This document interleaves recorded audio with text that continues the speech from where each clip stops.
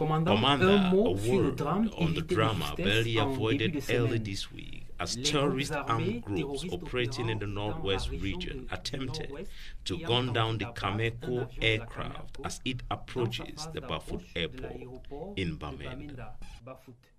Tout d'abord, le nom, disons, Lieutenant, first of all, let us just repeat that Cameroon's enemies, dramatically upset and indisputable by the decaying climate observed in administrative regions of the northwest and southwest. They intend to do everything possible to impede the smooth running of the peace-building process and the security in these regions, a process that would definitely signal the failure of their ambition to achieve the best of the areas of peace at worst, puppet states easily manipulated by transnational companies and hedge funds. With regard to the cowardly attempt on Monday, December 2 to attack a plane of the civil airline Cameco, it's pertinent to agree that the perpetrators were likely to contemplate causing an accident. The aircraft, an MA-60 with the characteristic colors of our airline, which operated regularly between the airports of Douala and Bamenda Bafut, had on board about 50 persons, that is, including crew members and passengers, all civilians who must, in that capacity, enjoy the guarantees provided for in the specific international conventions on the protection of civilians in internal conflicts. The intentionality of this premeditated act and indescribable cruelty was certainly to provoke the mass and indiscriminate death of innocent citizens. This act, which is not justified by any military necessity, shows once again the disregard of the separatist anarchists for the cardinal principles of the conduct of hostilities, which include military necessity, humanity, knighthood, and proportionality. Thus, any attack on one of the civilian aircraft of this civil company could, in the light of international criminal law, be classified as a war crime. L'humanité, la chevalerie et la proportionnalité. Ainsi, toute attaque dirigée contre l'un des avions civils de cette compagnie civile pourrait, à la lumière du droit pénal international, être qualifiée de crime de guerre.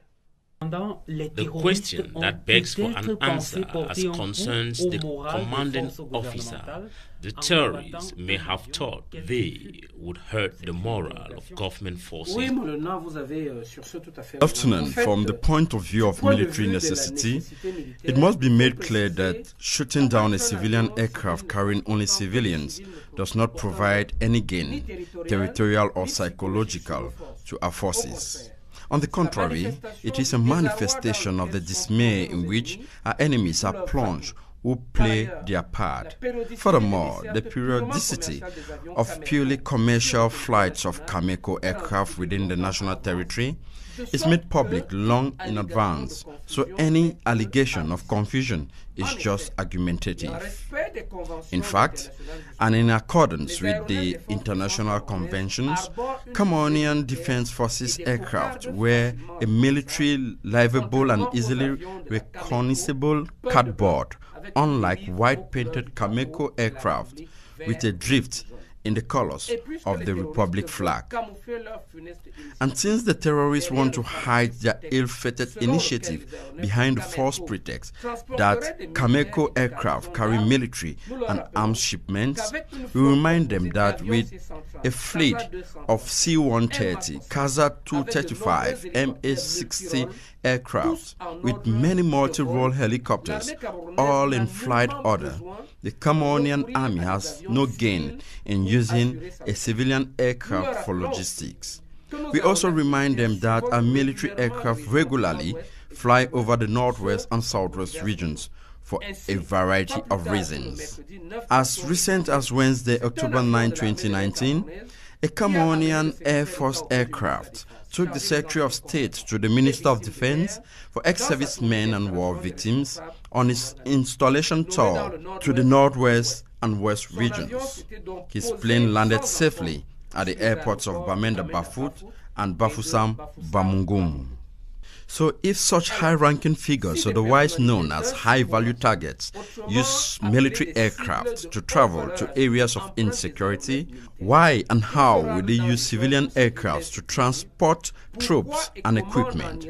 The state of Cameroon, which is a fully responsible state, is fully aware of the physical risk as well as the legal consequences of the misuse and dangerous use of civilian aircraft, so as not to endanger the security of persons and their property. One final point is the modern suspicious silence of the organizations of a certain so-called civil society, self-proclaimed guardians of conscience and human morality.